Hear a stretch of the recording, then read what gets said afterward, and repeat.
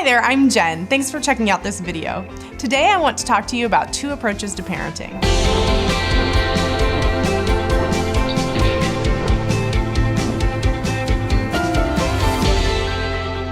I recently read a book called Parenting by Paul David Tripp, and even just the introduction of the book gripped me as he described these 2 different types of parenting. One type he described as being ownership parenting, and the other he called parenting as ambassadors. Ownership parenting is motivated by what parents want for and from their children. Maybe we have dreams for our kids to succeed in sports or the arts or perform well in school. We want our kids to be well-behaved and polite. We want them to be happy, of course. We want all of these things for and from these little people we identify as being ours. And these wishes and dreams aren't bad in and of themselves as long as we don't put our hope in these outcomes and let success rest on them. Parenting as ambassadors, however, begins with the radical and humbling recognition that our children don't actually belong to us.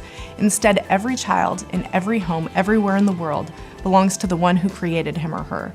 Children belong to God, period.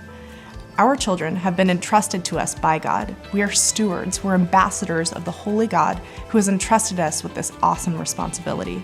A couple of years ago, my husband and I became licensed foster parents.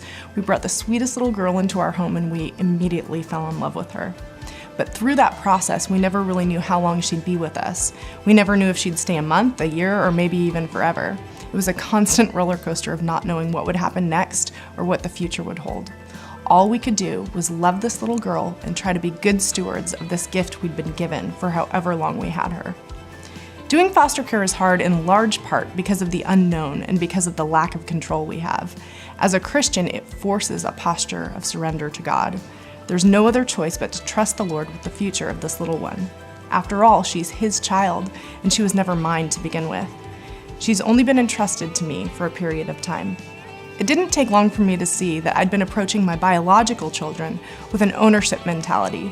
I knew, of course, they're God's kids in the way that we're all God's kids, but honestly, I didn't allow that truth to really set in the same kind of way I let it set in for the little girl we fostered.